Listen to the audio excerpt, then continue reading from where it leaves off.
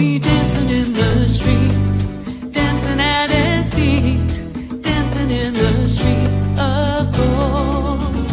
We'll be dancing in the streets, dancing at his feet, dancing in the New Jerusalem. And we will sing Kadosh, Kadosh to the Lord of hosts, joining in the angels' choir, and forever we will be. Well, welcome to the next chapter. I am Sandi Craig, your Thursday morning host for this time slot, and we are so glad that you've joined us. It has been a while. Actually, it's been way too long. The season, the fall season with all of the feasts and things got super busy. So thank you for being patient with us, but we're here today and we expect to continue to be here. So anyway, you're not going to regret tuning in to this program. Now, I'm going to let you know a little bit of who I am. My name is Sandi Craig. My husband and I co-host a congregation here in Amarillo, Texas. And the name is Life of Worship. And we have our services live. Our 5 o'clock main service is live on YouTube, but we have a Torah portion study that is also on Zoom. And it is on Shabbat at 2 p.m. Central. All the time slots are Central Time. And we would love for you to join us. Just let us know, zip us an email, and you can let us know that you want to be a part of that.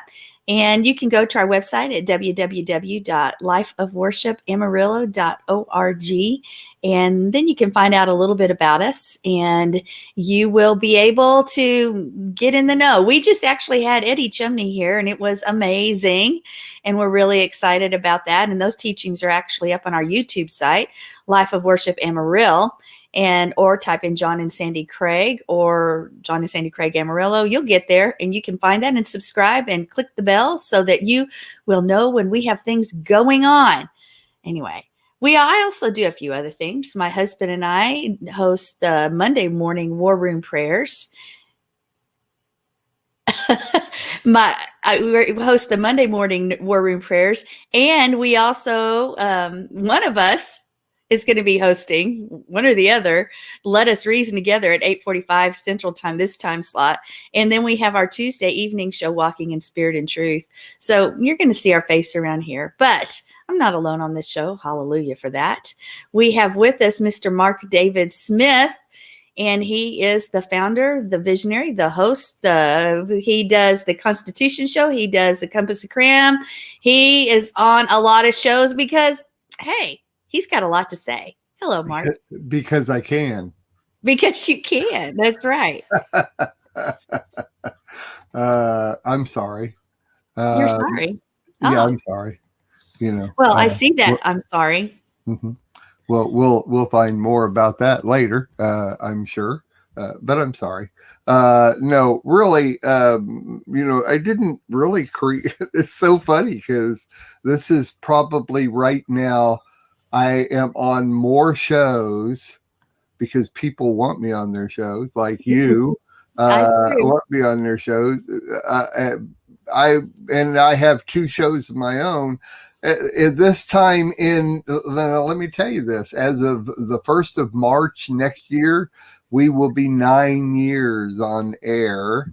And of those 9 years, this is probably the most shows that I'm on regularly than at any other time we've been on, simply because I didn't create this network to have my own shows. I created it to give people that have ministries of integrity a place to voice their ministry. And so the fact that I'm on is just simply because I'm on, because I can, I guess, and because people want me on here. So I'm just going to be a little arrogant right now. I'm really good at what I do, and so no, whatever. No, you are. You are.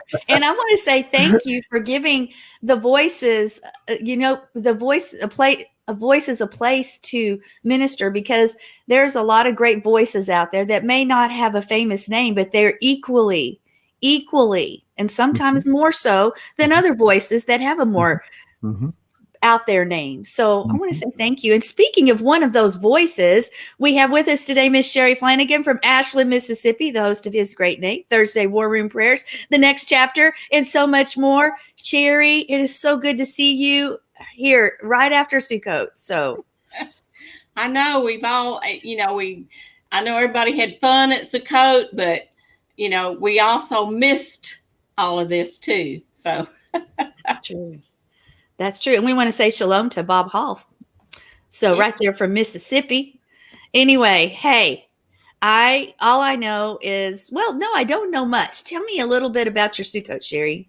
Yeah, I want to hear. Sherry. We didn't get to go to Sukkot. We had a family tragedy. Okay. That's right. I did know that, but I'm so sorry. I apologize. Yeah.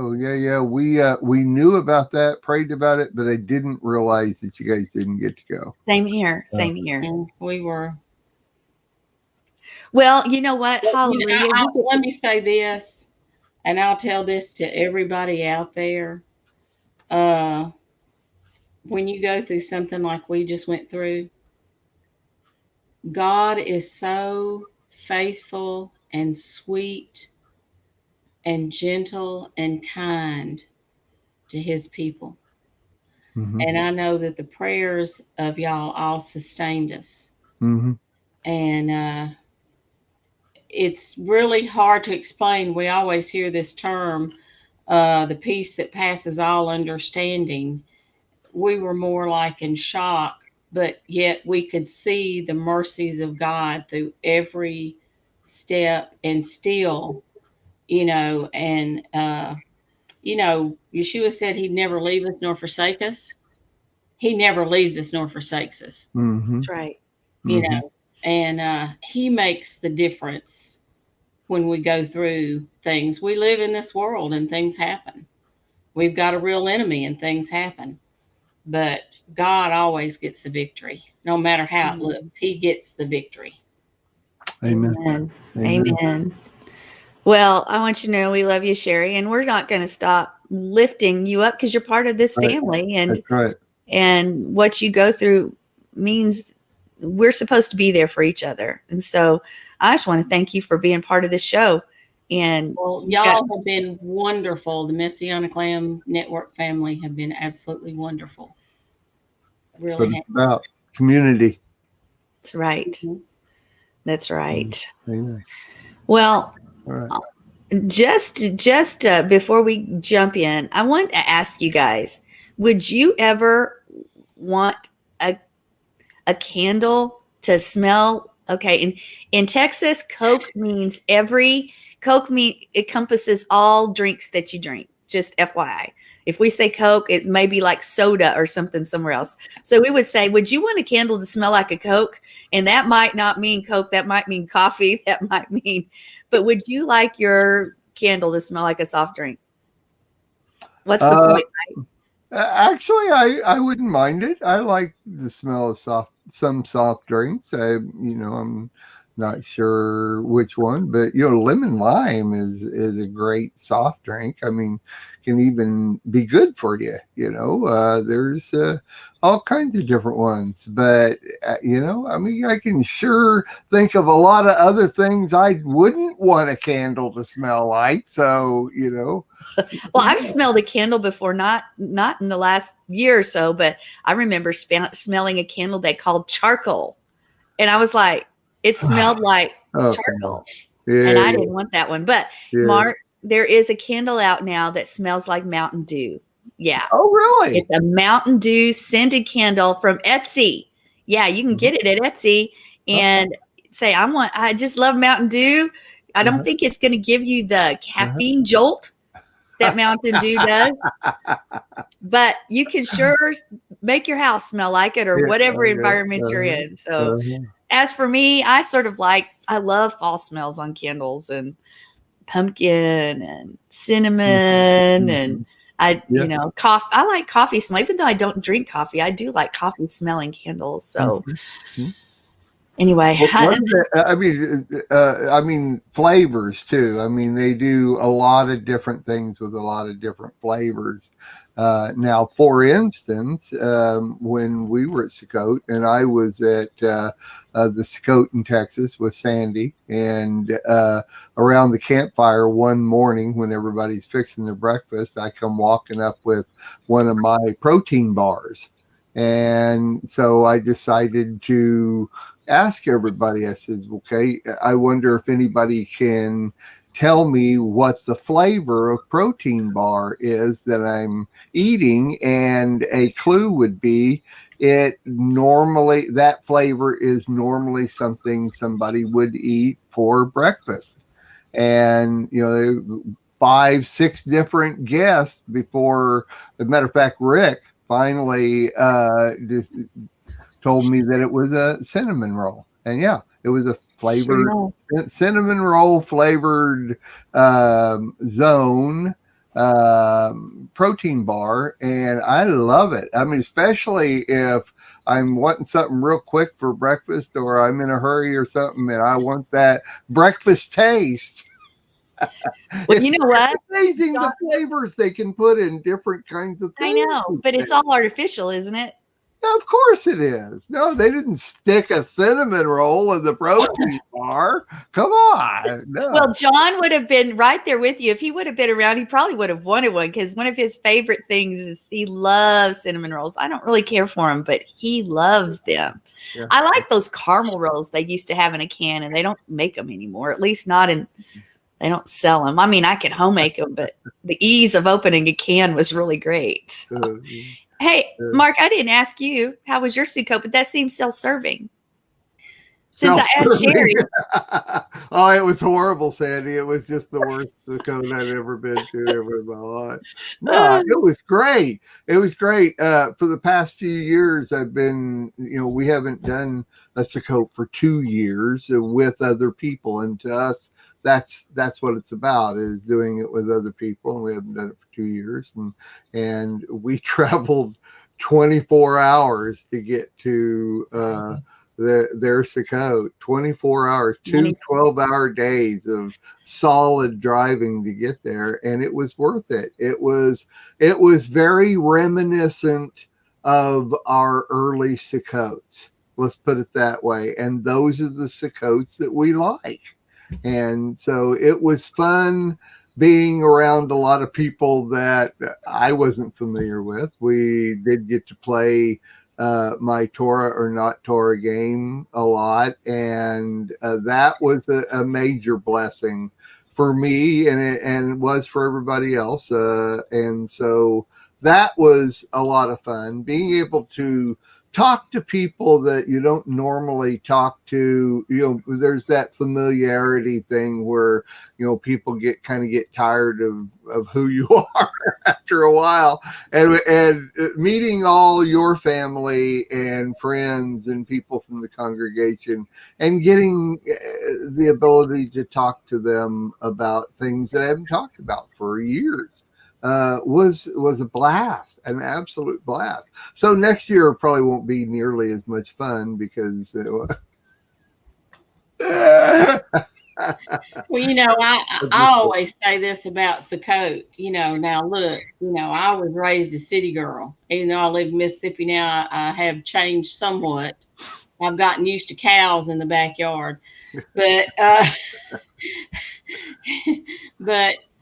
And I would play volleyball, and I'd call a timeout because I broke a nail. Okay, that's kind of says all. Yeah. So when we started going to Sukkot, my husband would always make us comfortable, and I'd say, "Sukkot's wonderful," and y'all just don't realize how significant that is for me to say it's wonderful, because it's camping, and I'm like the lady with the bug spray spraying outside the tent. You're not going to kill all the bugs that are in the woods. That's right. That's right. But it's like Sukkot is absolutely the season of our joy. We're out there worshiping God, fellowshipping with the brethren. And, it doesn't matter, whether it's over an open campfire or, whatever. I mean, God really does take care of us. Amen. That's one of the teachings of Sukkot. He really does. That's right. I mean, one night we were putting up our tents one time, and it was like the Lord told me to stand still and let them choose it. During the night, a big, huge limb on the tree fell down and fell in between the tents. Oh my. It had to have fallen in a really weird way for it to have fallen the way it did. Now that's that tells us God. I'm sure there's like a big angel there going bleep like this. That's right. No, you don't bleep, and just kind of thumped it and made it. I mean, because I thought the people had put that limb there because we were too noisy. So we walked, we were tippy-toeing around all this, and they were like, "No, look what happened in the night." So God spared our lives. That was a big old heavy limb. So that's just one example of how God takes care of us. Sure.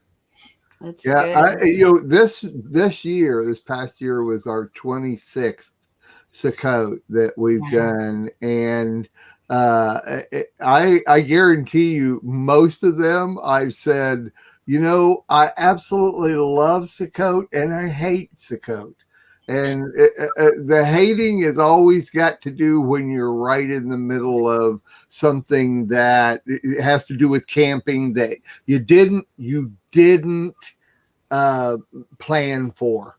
You try to make sure before you leave, you get all these different things together because you're going to go camping for at least 7 or 8 days. And you have to have all of your stuff so that you're as comfortable as you normally are, which of course that's what it's not about, is to be uncomfortable as you normally are. And so it's usually when something happens that you didn't plan for, and it's like, gosh, man, I hate Sukkot. No, I love it. It's good, but I'm out of my comfort zone, and you get to actually live with other people for a week that are also out of their comfort zones, and you have to put up with that. Isn't that right, Sandy? Yes, but I love camping. I love to be outdoors, and I love it. So I do. It's I great. have a very funny story about the shower trailers.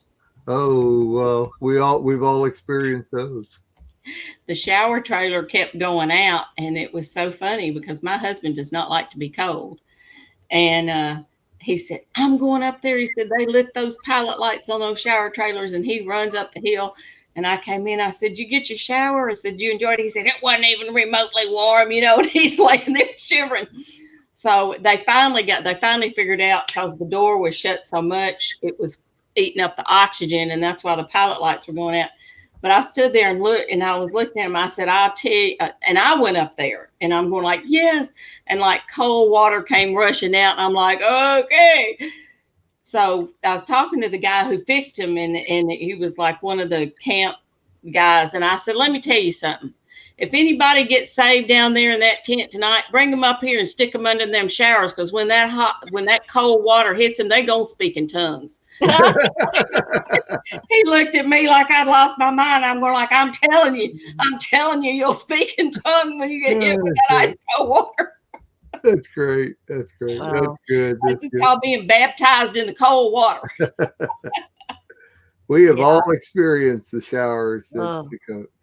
Yeah. Well, in this year it was the shower was cold, but my husband, but John asked them to turn the heat up, and he did. I didn't realize that I was going to have to sit there and stand there and hold the button the whole time in the one shower. I found out later that other showers you didn't have to do it, but the one I chose, yeah. Anyway, too late. Hey, I was going to ask you real quick, Mark, did you find out whether it's a good idea to take a date to church? Oh, yeah. That was real good. John and Sandy had some great skits at Sukkot, and that was by far one of the best. Of course, believe it or not, they had a very, very famous person come on the last night that I was not expecting, and it was by far one of my all-time favorite comedians. Showed up for John and Sandy Sukkot the last night. Tape Face was there. And let me tell you what, I hope you got that whole thing on tape, and we need to show it sometime. But let me tell you what, it was an amazing performance by one of my favorite comedians. Nonetheless, are you going to have a skit next year? Me? Yeah. I can always come up with something. Sure. Of course you need to have one. I've had thoughts in my mind of some different things. One of them, Adina had a great one based on Torah or not Torah that we ought to do. Yeah, you should do a couple. So, We'll yeah, that's figure it one thing is we had a talent show on one night, and we'll have it again next year. And it's always fun to watch people get out of, just laugh and have fun too. So, well, for all of you that are not familiar with this, Sandi has already hit the ground running for next year. That's right. Every time we talk, and she's contacted me many times, she has already put in place many incredibly good things for next year. People that will be speaking and different things that are going to happen. And John and I are already talking about building specific things to help with the Camp Comfort or whatever you want to talk about. Well, it's pretty exciting. We've had a couple leaders sign on. Dina Dye is going to open us, and we have Eddie Chumney's going to be there, and we have hopefully we've got others in the works too, and we had a big tent donated to us, and that was awesome. We've already got 9 RV spaces full. So wow. So we're progressing along. We are. I kept telling Sandi, one of the things when you promote this, make sure people know that this is a spirit-filled Sukkot. Because most of them are not a spirit-filled Sukkot. Our Sukkots are ones where if we need to, we're going to plan, but if Yahweh has another agenda, we're going to do it. That means dropping everything and praying and gathering and seeing God's miracle power work. Right. Yeah, we are. Right. It's a spirit-filled Sukkot. Here's one more thing, and you're probably going to hear this from me another 50 some times during the next year, is because there's 52 weeks in a year, but that it is Torah law that you are supposed to put away a tithe so that you can go to Sukkot every year. So you cannot legally say, I just don't have the money. Well, why didn't you put your tithe away during the year and get it ready to go to Sukkot for the next year? Why didn't you do that? Yes, right. That's right. So, well, I'm anxious to hear. I'm anxious to hear what you have to say here soon. But I think we've got to get some other things. Well, Sherry had something. Yes, Sherry. Where is your Sukkot scheduled?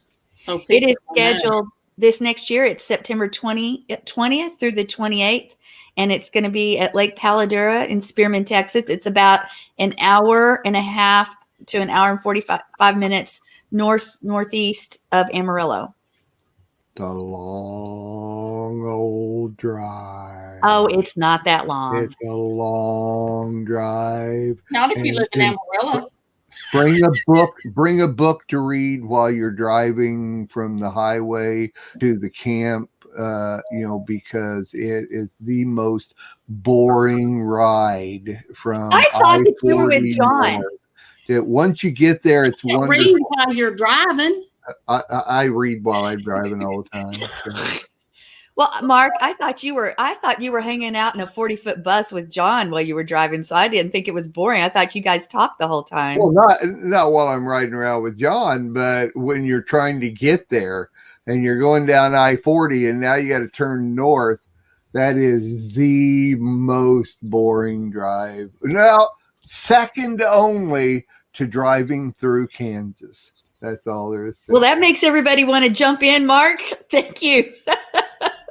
All right. Anticipation. Yeah. It's that much more anticipation for when you Okay. get It's there. worth every moment. That's It's right. beautiful. And anyway, well, we're I'm hoping to see sorry. everybody out there next year for Sukkot, and and drop in Amarillo for some other stuff too. That'd be great. Come drop into Life of Worship. But I'm sorry. I'm sorry. I'm sorry, Sandy. I'm sorry. Well, anyway, so why don't we go ahead? I have a real interesting health bit for today, and I think you might want to hear. All So right. stay tuned for this.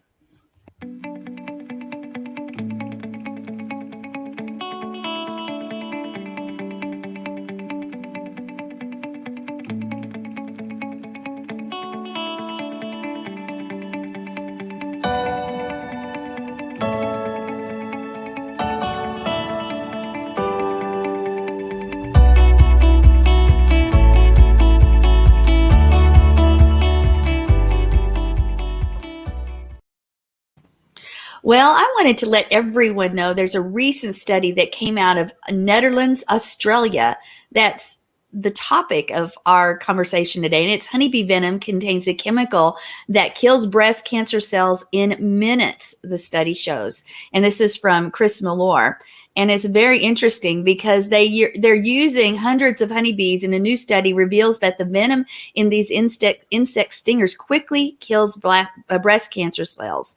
Dr. Claire Duffy says honeybee venom destroys multiple types of breast cancer, even the hard-to-treat triple negative variety.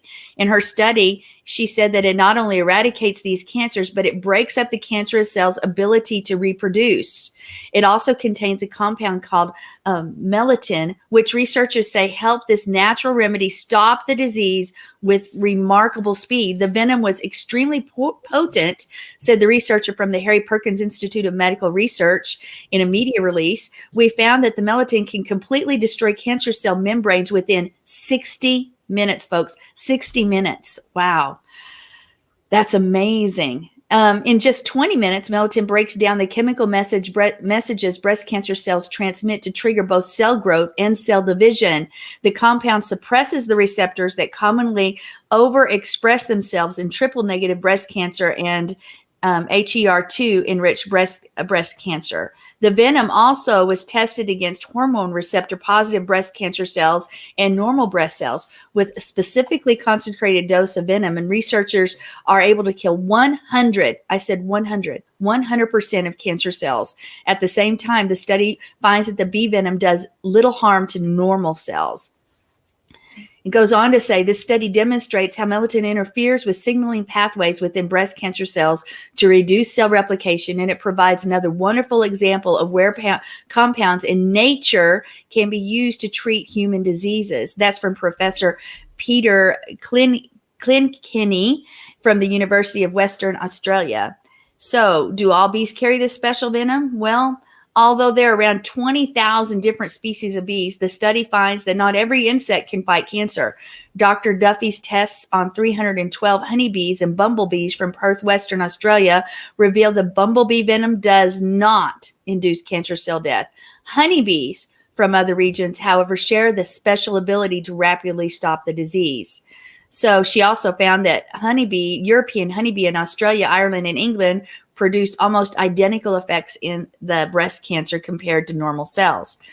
Researchers add that the bees are some of the healthiest members of their species, and it finds the compound can be actually reproduced in labs. The synthetic product mirrored the majority of the anti-cancer effects of the honeybee venom, the Australian scientist adds. Now, they talked about adding it to chemo and things like that, the article goes on to say. But what I find amazing is that here we are again. Yahweh has created something that can help us take care of things within our bodies, natural things.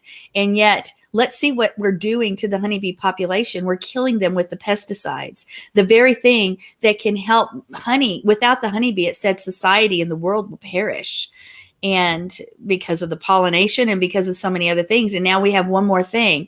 The venom actually destroys cancer. Think about that, guys. Within 60 minutes, every breast cancer cell was gone, was dead.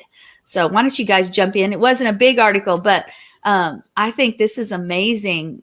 It's amazing to know that this is out there, because the medical community isn't going to let you know. And in fact, if they do find it, they're going to find a way to package it that's going to cost high dollar amounts that go in their pocket.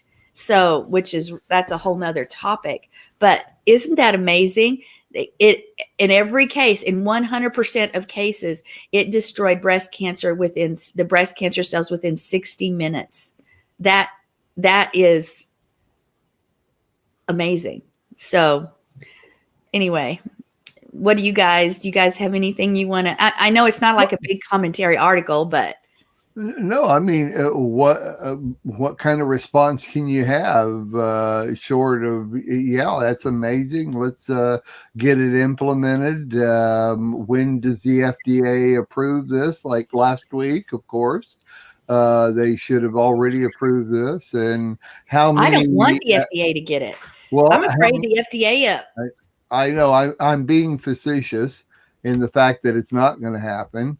And the cancer doctors are never going to say this is a good thing, because then they have to go into another area, because if this eradicates breast cancer, then they have, they have to go somewhere else. They have to have some other, thing that they do, so it's so sad that we live in a world that has to be like that, but we do live in a world that's like that. So unless we get that word out to people, then, and of course, once again, I'll be making a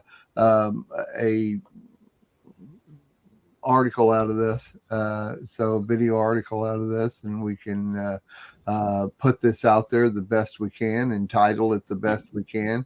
Be sure and send me the link to the article so I can get other people to see it, and we'll get the word out the best we can. Hopefully this goes viral and people realize that you can literally take care of breast cancer immediately.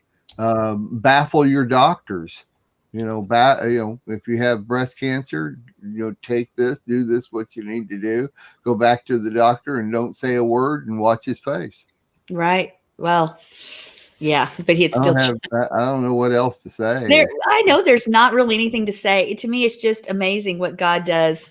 And we need to pray that we can be able to seek these alternative treatments and not have, because chemotherapy kills, guys. I don't know if you guys know this, but chemotherapy in itself, all it does, it might mimic or hide the cancer, but it spreads it. It will pop back up later. And I know I'm not a medical expert and don't use that, but I am completely against chemotherapy. And my mom did have radiation, but she chose not to do the chemo, and she's been cancer-free now. And breast cancer is what she was dealing with a few years ago. So, if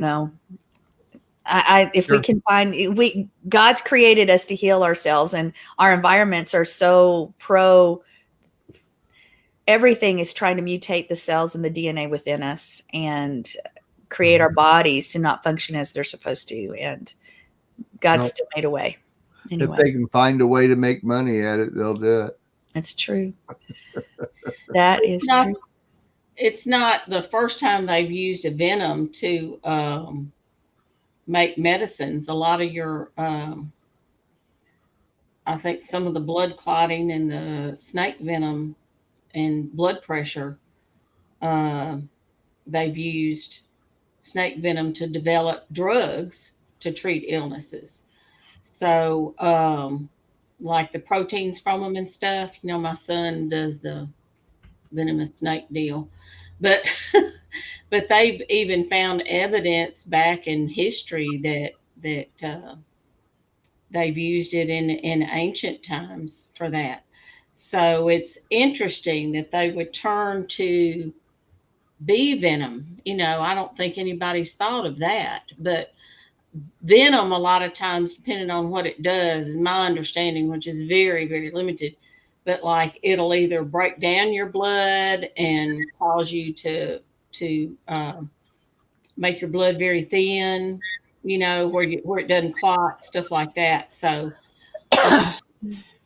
it's just interesting that they use bee venom. That's amazing, and I guess it's acting like some venom does. It breaks down certain proteins or whatever proteins in the breast cancer cells or something. Sure. Right. The membranes. Yeah, absolutely. And it's good news for us. It's good news for us. I don't know that I want snake venom injected. I might go along with bee venom. Well, I want you to think of all the bee products that are out there that are so good for us. I'm actually surprised somebody didn't think of this before, because the bees are so beneficial to us and what they create. And so hallelujah that somebody had the wisdom to look at bee venom towards this thing, and maybe maybe there'll be research out there for other cancers as well soon. Sure. Anyway, well, guess what? It's almost time. It is time, actually. We have a short news article we want to let you guys know about, and I want some commentary on it. So I'm picking one that's more controversial, or not controversial, but more discussion friendly. So stay tuned for this. Friendly.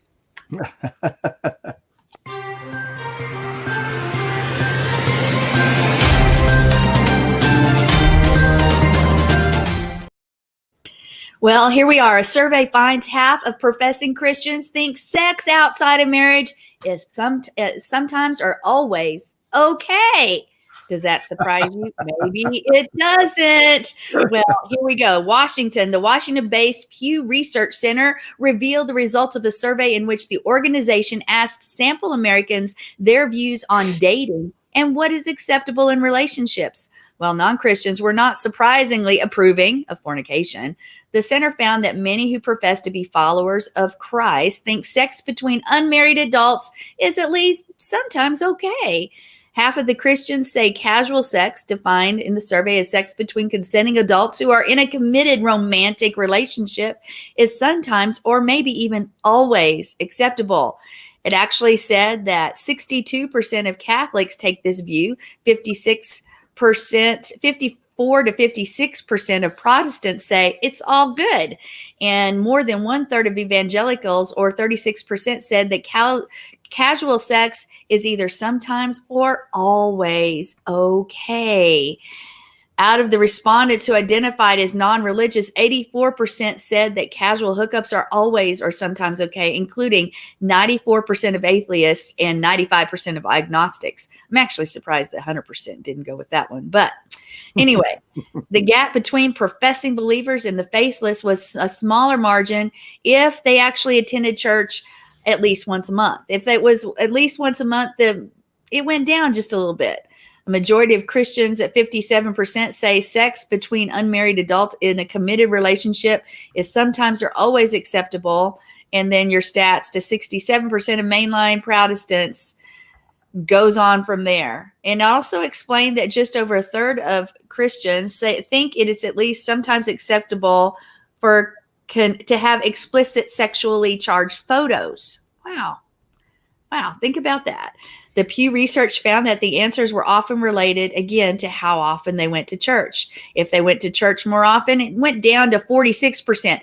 Guys, that's still a huge, huge number. 46% said, hey, sex outside of marriage is okay.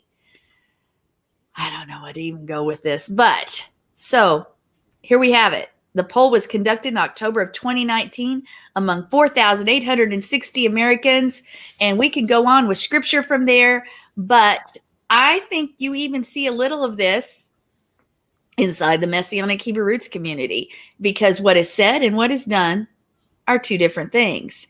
Because I know I talk to adults, young and older adults who are single, and you find out they've still engaged in sexual activity in our own communities. So how far, when we say it's okay and when we justify our sin, that's what it is.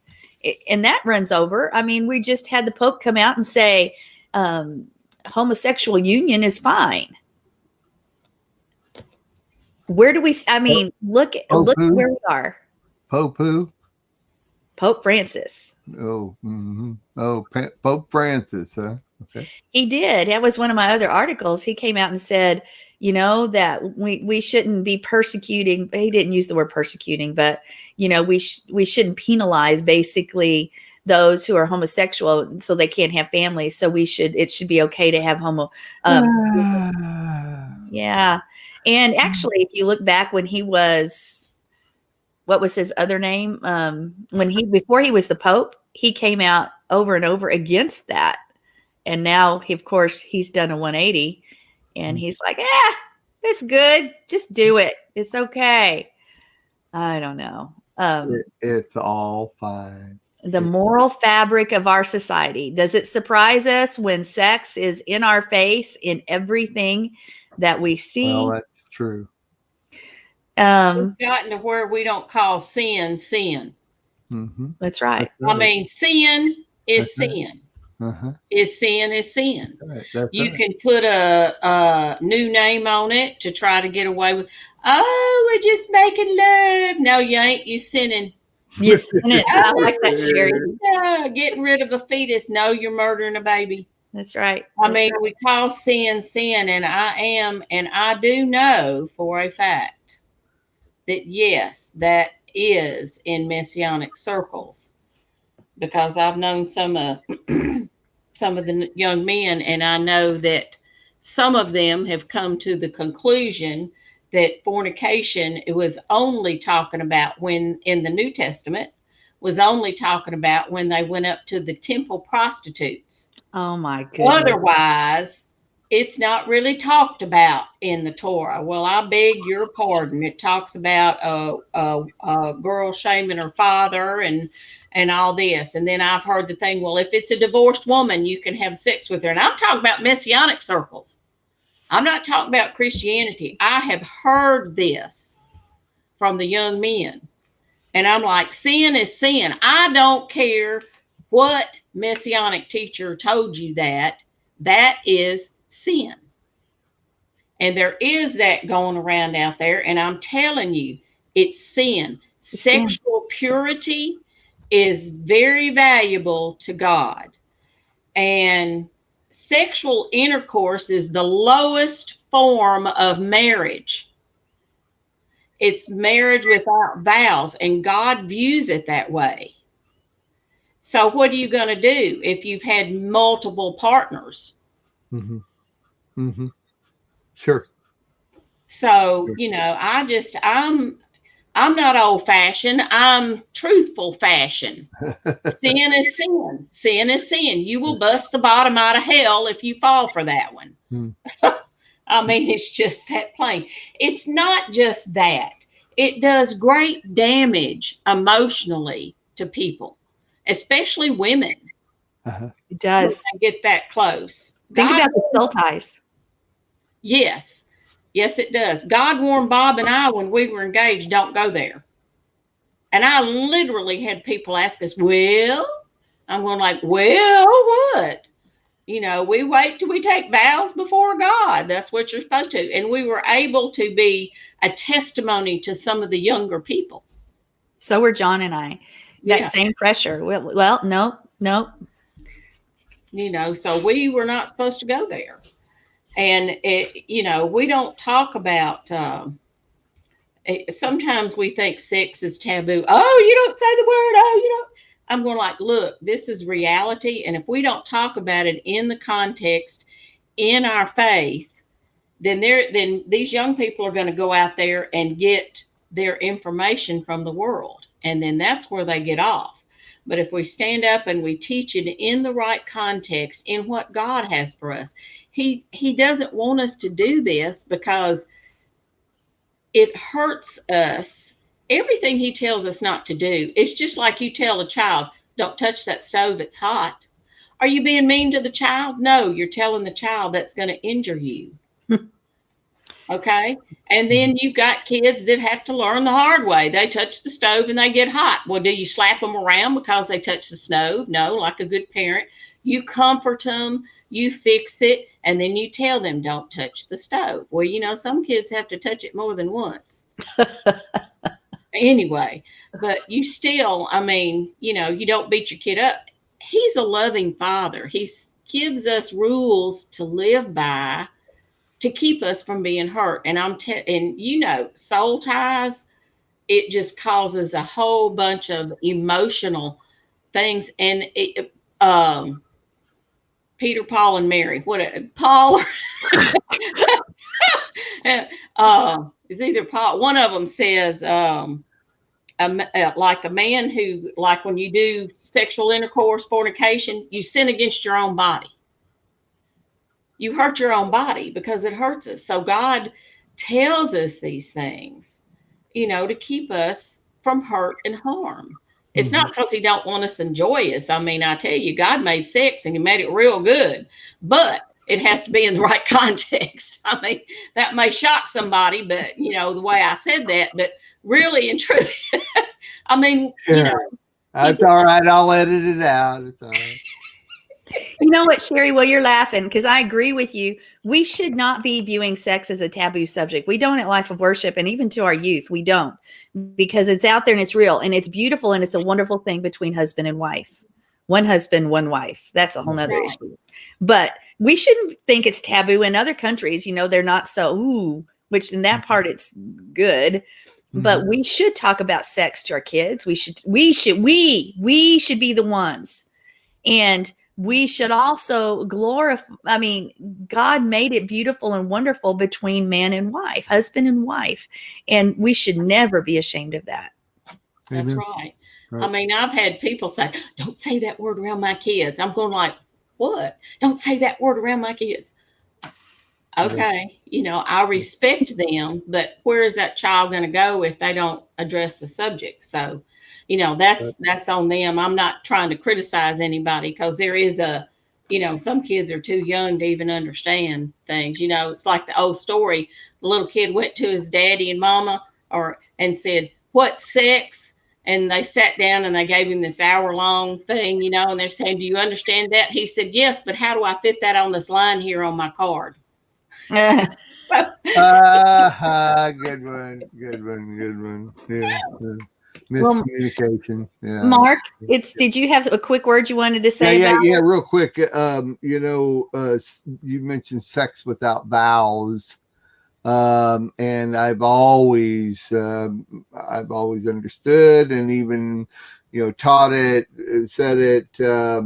If you have sex with someone and neither one of you had vows, you just did it casually, remember that person and you could do it with anybody. So, and you will most likely never know.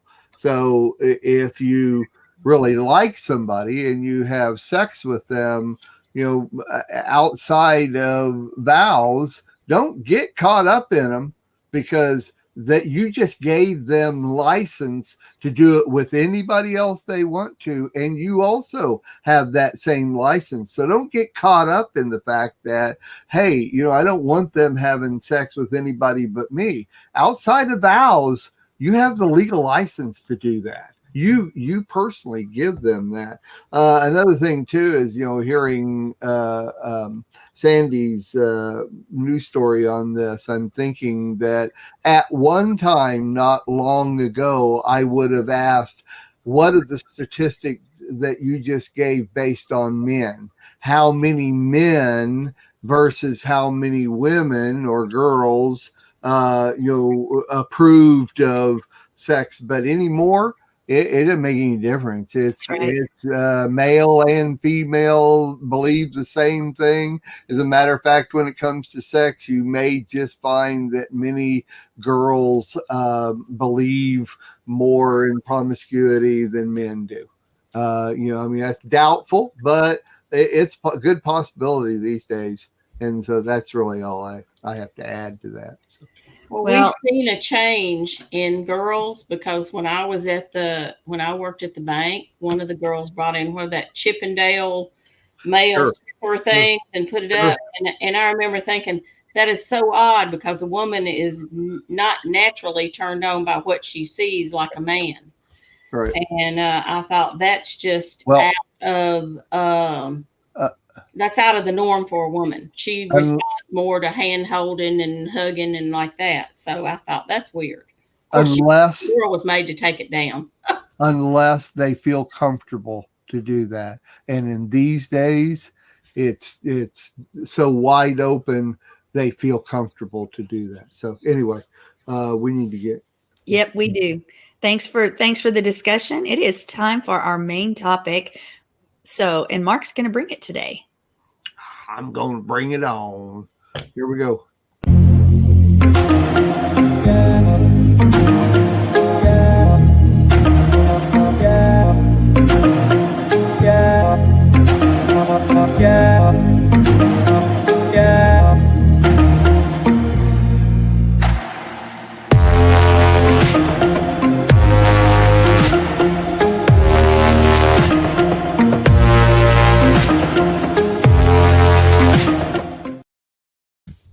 I love those intros. I will offend someone by this teaching, by the way. And I think everyone would agree that communication is the number one issue that creates offenses. Sometimes an action will offend someone, but most of the time it's extremely poor communication that causes offenses. This teaching's been a long time coming. We're going to do this a long time ago. So in all my notes, I've kind of put them together. And so if I'm going to try not to read this, but it's going to be more like I'm reading because so many notes. I'm probably the biggest offender when it comes to communication. I try real hard to rearrange my words or expressions to communicate my true feelings towards situations and people to head off a possible offensive communication issue. One of these issues to me is the wrong use of the word or the expression, I'm sorry. Some people often unconsciously apologize to communicate an image of kindness and concern, whereas others typically resist apologizing unless the act feels warranted. This in itself, let me hear, this in it, sorry. Sorry, I got distracted there. This in itself can be very offensive if not communicated right. Just like what I've been doing throughout the show, you've been noticing I've been slipping in the phrase, I'm sorry, into the conversation. Sometimes as a real apology, other times as a mere transitional or buffer phrase. Unfortunately, this habit, in my opinion, confuses listeners and discredits the speaker. The Urban Dictionary definition says that it is a phrase carelessly thrown about by people who want to lessen their guilt. It does not actually show that they care about the person they hurt. My research shows that women in general often say I'm sorry as a way of showing concern, empathy, and understanding. If you've seen me very much on any of the shows, I rarely separate women and men because these days I think it's pretty general. You can find as many women that offense over the same thing as men do, vice versa.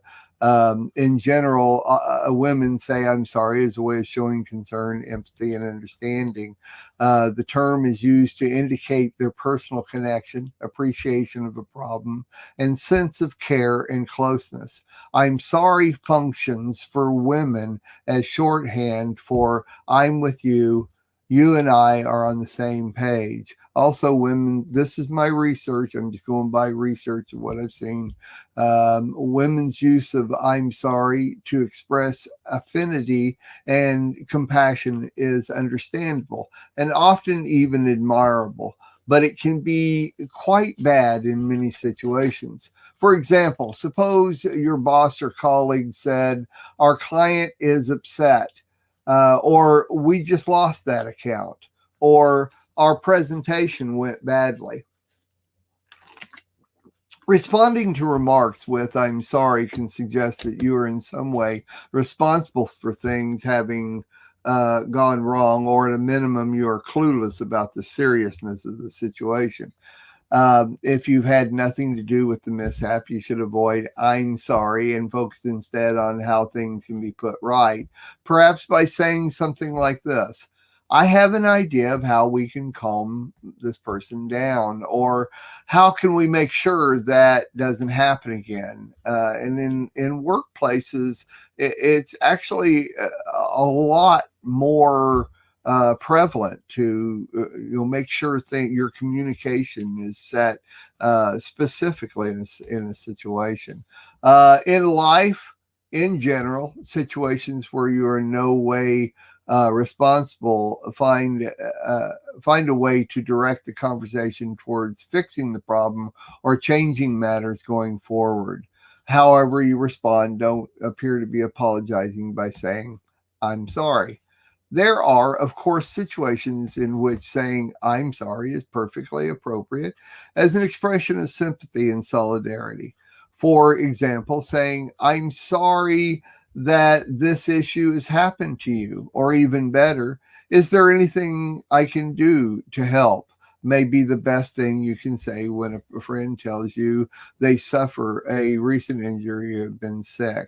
To me, a lot of times, and I know most of us have been through this, is when somebody has gone through a tragedy, saying "I'm sorry, I know how you feel" is the exact opposite of what you want to say, because each situation is so different, especially in a tragedy. These types of bad news situations are very different from those that involve someone's personal screw up. With these unfortunate and faultless circumstances, using other words that are synonymous to sorry is likely to be helpful and very much appreciated. Words and or expressions like "that makes me sad," or "that makes me unhappy," or "that makes me heavy-hearted or mournful," can be much more appreciated by the person you're talking to and a lot less offensive. You could also say something like "this is distressing," and go on with how you feel about that, or an example of what you might say, or "I'm grieved over your situation." And once again, explain how you're grieved through that. To me, is a lot less offensive, and it really expresses how you truly do feel. But by saying "I'm sorry for this" can go off into a thousand different scenarios. You should always be ready to comfort someone in their time of distress, but not at the expense of bad communication. Oh my gosh, can you believe this? Believe it or not. Let me turn my phone down. So sorry. I usually do this. Okay. There's a third type of situation in which saying "I'm sorry" may not raise a doubt about your culpability, comprehension, or competence, but which is nevertheless a weak response. For example, suppose someone says "it's raining." In this type of situation, a response other than "I'm sorry" is likely to be far more appreciated and appropriate. The best appropriate is to cast things in a more positive light or offer a possible solution. Saying something like the following might be useful and appreciated: "I hear the weather will be better tomorrow." Somebody says it's raining. Say "I'm sorry."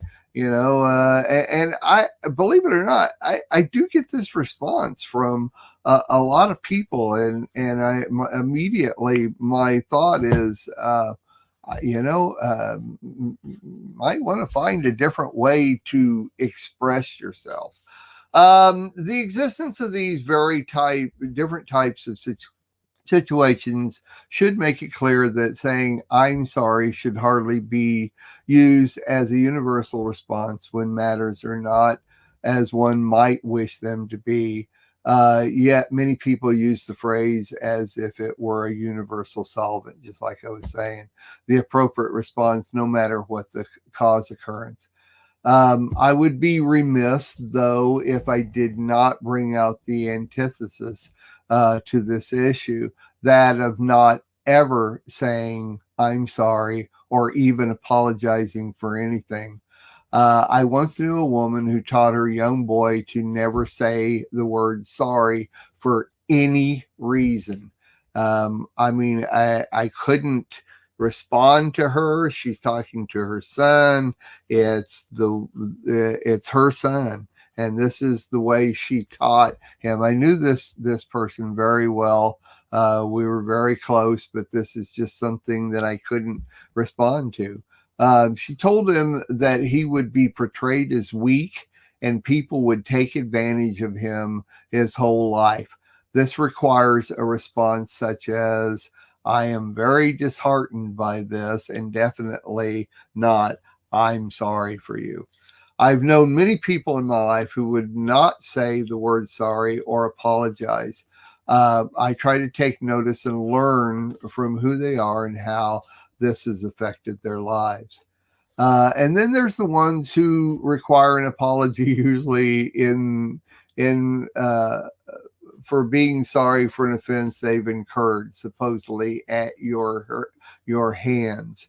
For instance, and this actually is the example that many months ago when we were doing the series on offense, and Sandy had asked me to do another one, another segment.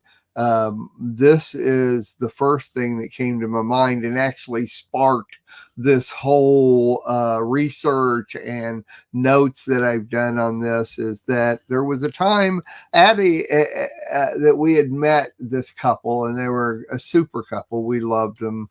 But as we got to know them, we would find that the wife of this couple, husband and wife couple, was becoming somewhat manipulative and really thought that she could control situations. And so as we learn this, we stand back and learn this. And one time at a Torah study that we were having, I expressed, because as you know, I'm very verbal about a lot of things, and I expressed how I felt. She stopped me when we took a break and was confronting me over whether or not I should have said it the way that I said it. And I said, well, I'm sure that's the way you feel. So, that's the way you feel. And I walked away from her. Well, a little bit later, she confronted me again, and I confronted her back and just said, I'm not going to apologize for this, and you should back off. And I actually did it quite loud, and it embarrassed her. It offended her in front of our whole group. And I just told her, you need to back off. And she pushed me out of the way, and I left. I didn't want to get into the confrontation, so I left the whole group as it was. Well, they called us over to their house, and they demanded that I apologize for what I did, and I wouldn't do it.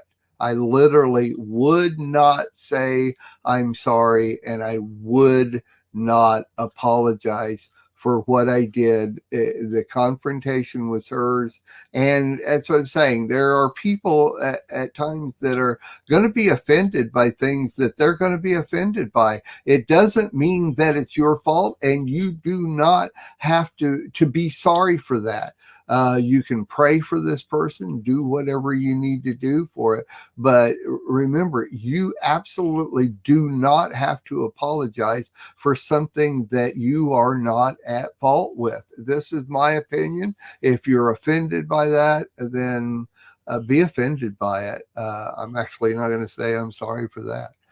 Okay. Also, my research showed that some women's tendency to utilize "I'm sorry" so pervasively is often due to their having internalized the common gender stereotype that women should be kind, caring, and concerned about other people. Hence, saying "I'm sorry" is a way for those women to present themselves as quintessential feminine.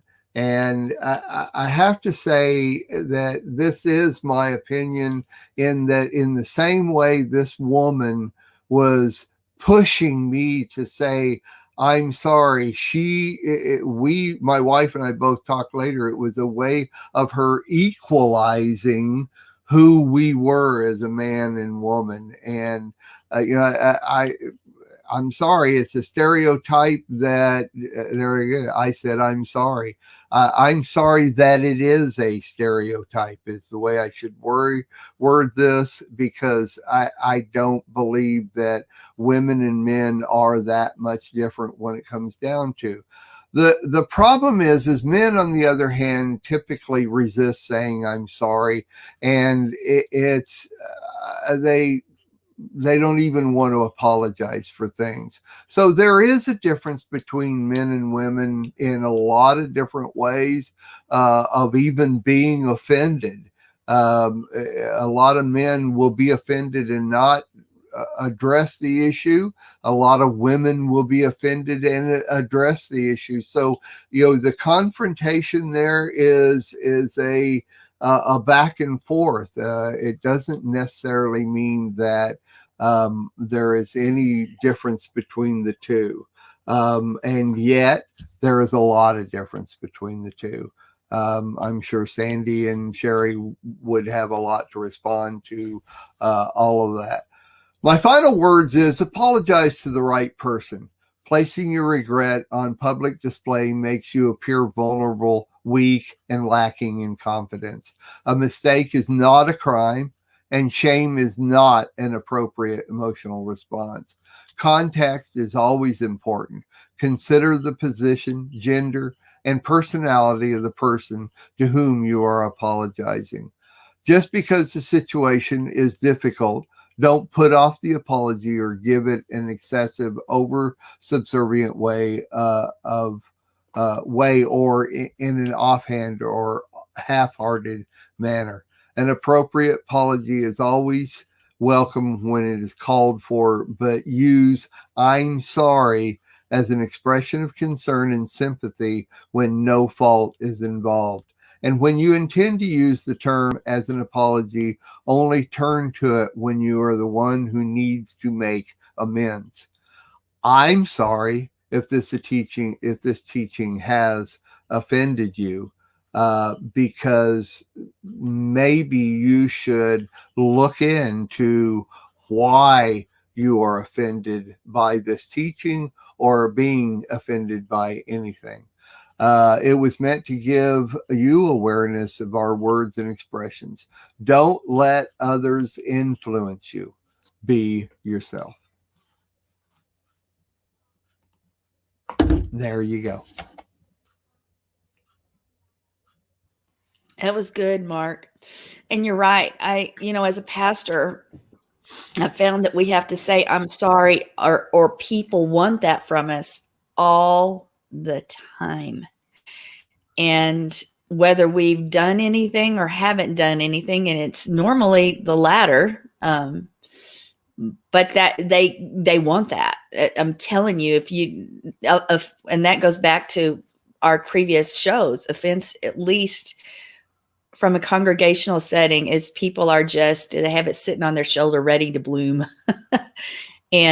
But I remember telling Jonathan, Jonathan is, and you're right when you said gender roles. Men, in my experience, men do have issues with saying "I'm sorry" or apologizing, even when they're flat out wrong.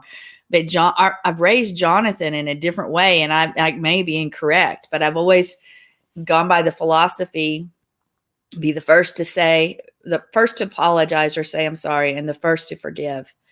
And it will deflate issues that might arise. And that young man, I have never, he is always, when he messes up, boom, he's right there. He, it may take 5 minutes, but it won't take much more than that. And that's one of the beautiful things about him that others have even noted. He is just so good at that. And it honestly, it is made, I think, yeah, from the world's perspective, maybe it would be make him look weak, but in actuality, for the people that are around him, it's helped him. Now, maybe that's incorrect, because maybe there's times he shouldn't do that, or we shouldn't do that. And so I'm not, so I don't know. Honestly, I honestly don't know, because I'm one of those people that always says those words. Yeah. Sometimes for, for comfort. Everything that you said, that was me. That is me. I use those words constantly, especially as a pastor when I'm dealing with people. And now I might say, I'm sorry that you heard it that way, but that's not what was said. And but remember, there are synonymous words. There are words that you don't have to use. Sorry. You can learn the synonymous words that communicate how the right way to say those things, rather than using the word sorry. And you know what they say? They go, you weren't truly sorry because you're trying to find other words. You know, as my advice to you, Sandy, because I agree. we know each other, and my advice to you as a pastor is to not worry about the offense and somebody leaving. Every person that leaves because of an offense, the Lord will bring 3 in their place.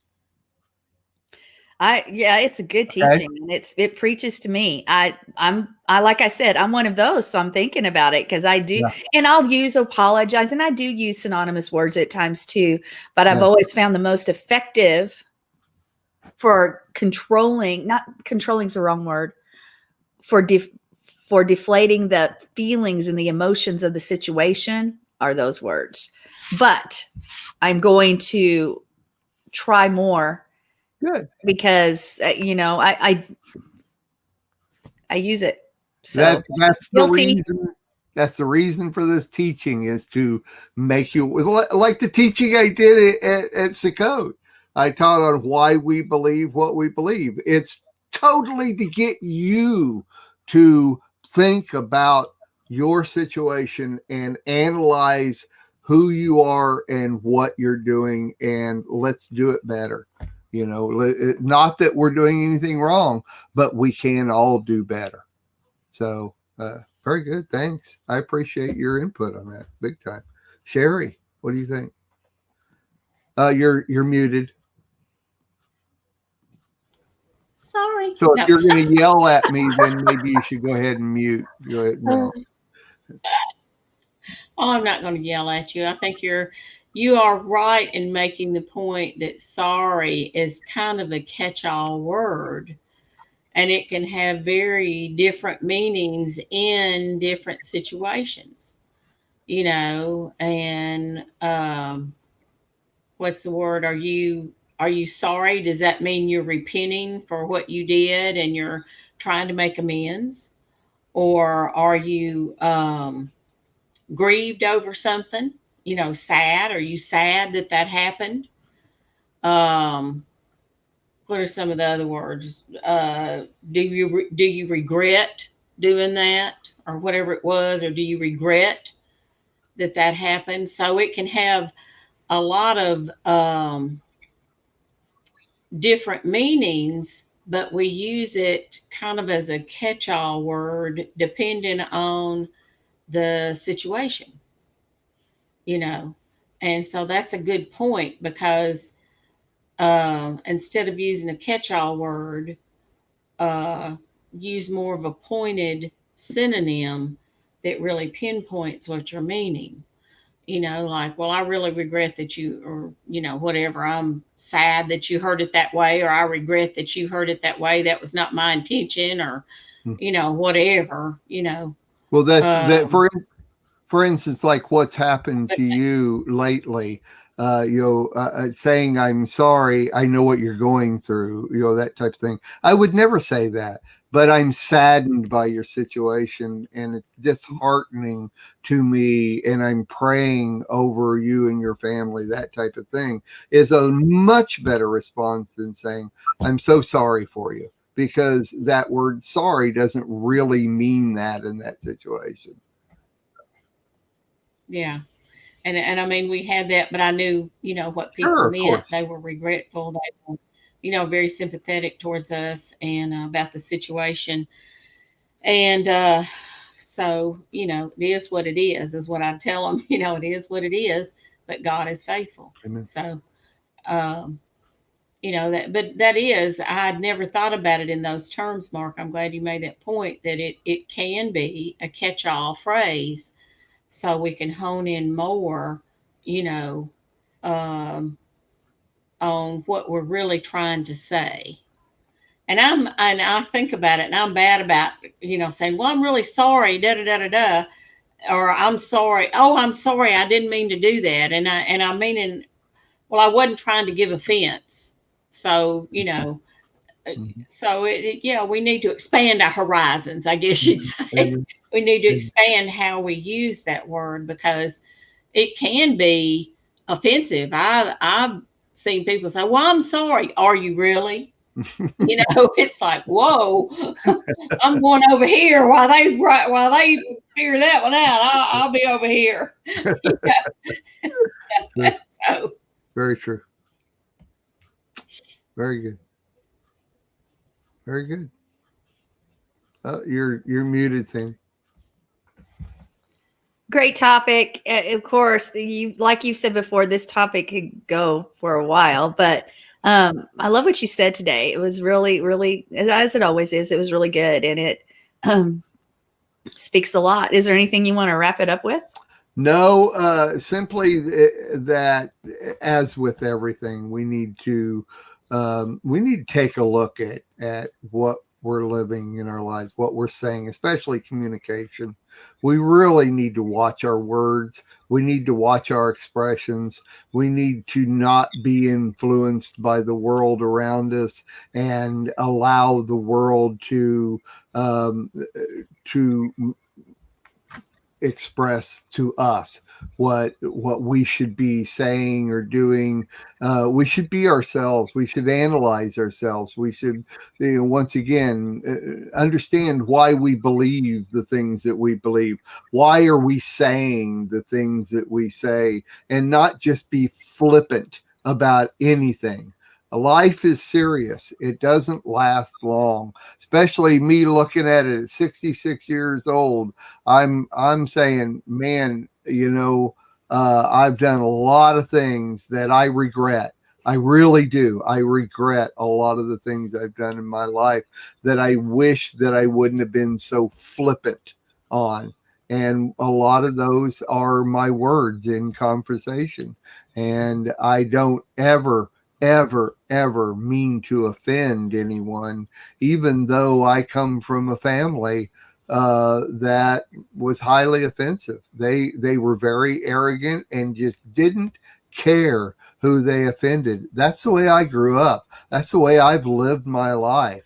And I have a brother who could care less if he offends you. He's going to say whatever he wants to say, and that's my life. And I don't want to be that way. That's not the way the Lord wants me. That's not the way the Lord wants you. So my bottom line is, please analyze how you're communicating with people and how you're living your life, and look over it and figure out what's right and do that. Do the word of God. Don't just do what the world influences you to do and say. That's good. That's Bottom good. line. well, in line with what you're saying, Mark, the word says, Yeshua tells us that we're going to be judged for every word we That's speak. right. That's fact. And I prayed, oh Lord, please erase some of them words. So because they a lot of people don't realize this, but our words produce either good or bad. How we speak, what we say, and they're very powerful. The universe was spoke into existence by one verse, spoken. That's right. So That's we have right. a lot of power in our mouths. That's exactly right. Well, you guys, I want to thank you so much for joining us today, and both everyone who's listening now, who will listen later, and for you guys for being with me as we just are able to discuss things and maybe touch somebody's life. And that's what the whole goal of the show is to Amen. make a difference. So thank you one more time for joining us. And guess what? You will see us again next week, and y'all willing. And invite your friends. Go ahead and share this and click the like button and subscribe to the network if you haven't done that yet. And if you have, great. Then you know what's going on. And there's other great programming every day, all day. So stay tuned. Anyway, until next time, we all want to say shalom. Shalom. We are richly blessed to bring you what we believe is the fullest, most diverse, yet up-to-date progressive teachings, discussion, and prayer programming you can find anywhere on this planet. Be sure to take the tour of the MessianicLambRadio.com website. I'm Susan Hoogie, thanking you for joining us on the Messianic Lamb Video Network.